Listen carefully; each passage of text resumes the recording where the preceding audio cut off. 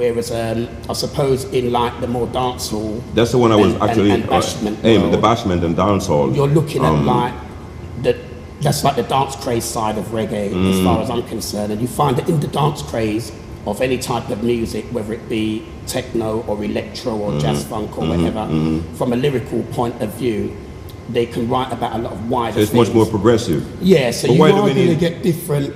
Yeah, but why do we need to dwell so much on the gun lyrics and certain things like that, which is glorifying gun? I mean, a gun has got one purpose in life: bang, and you're out. Which we all know that, and I don't think maybe for now these types of lyrics are going to change, because it's like a street culture and everything. But I think what you've got to do is you've got to be responsible as the individual. So if you're working with lyrics like these, or you're working on songs like these, you still have to be very, very responsible in what you say. I mean, a lot of these people that do these types of lyrics anyway don't actually go out and do these types of things that they boast about on records as well. But I just think that the whole bashment thing is just more of a dance, dance side of reggae, and the more jumped up side of reggae. Yeah. And it comes with all these different packages. It's a part of it.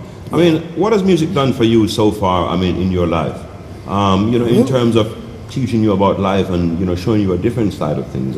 What has it done for you? It's done a lot for me in that respect. But I've always had music in my blood. So if I didn't use it as my everyday measure of life, it would be difficult for me to find another way of finding out what's going on in the world and how I see things. I think I see most things through that musical lens. That's so good. It's always been in my blood, and it's it's always been inspirational to me in that respect. It's inspirational in the sense of, like, even from my first single, which was "Loving Is for Lovers," which was released on Body Music Records. Right. When was that? When did you release your first? "Loving Is for Lovers." We're looking at 1989 was the official release. I see. It was released right at the end of '89, just before Christmas. Kind of got lost in the Christmas rush. Resurfaced around May of 1990. So it was strong then, yeah. It was very strong, but I think it got, as a debut artist. Yes. I think it got a little lost in the in the Christmas rush. And as a debut artist, it's quite hard. A lot more established artists tend to go through. But that one, if I can just give the viewers a little touch of "Loving Is for Lovers" to see how many of them really truly remember me, how many of the Passion viewers remember me. And what was this? Is the same singing name you used then? The same name? Yeah, it's always been Ken Martin. Yeah. All right, you do your stuff while I sip my passion tea here. "Loving Is for Lovers" goes a little something like this. I've so much loving for you, baby, that I don't know what to do. Don't need advice, don't need no shoving. I know no one else will do. I'm crazy about you, yeah. Loving is for lovers and well. And then it was followed up by a track called "Any Girl Would Do." On the same label? On the same Body Music label. Body Music label. Then there was "You Never Know What You've Got" and "Sweet and Tender." Right.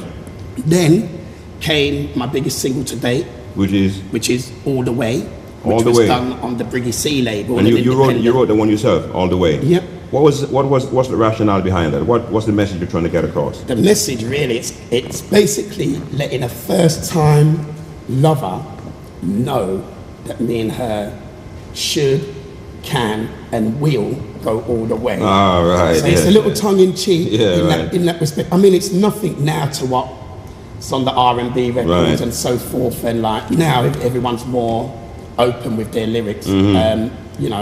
But obviously it's a little suggestive. "All the Way" went a little something like this as well. Something says she really loves me, something says she don't. Something says she really will, and others say she won't.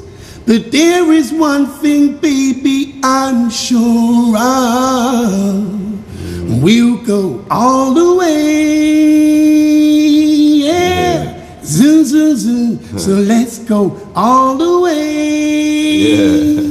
Yeah. I like your action, because when I saw you on the stage, I mean, you're just live and you really get into it, and you come down and you speak to the people, and that's really good, a performance. Here I have Ken Martin, "True I Love You." right? And this is a CD that you made some time back, and it's got a number of tracks in it, written and performed by yourself. And this so one forth. is actually out now. Right now. Yeah, that's so a track I mean, that's from the forthcoming album. Yeah. So I mean, do go out and get it. We're going to give you a telephone number to contact Ken Martin. Ken, pass me that other one, the blue-colored one there.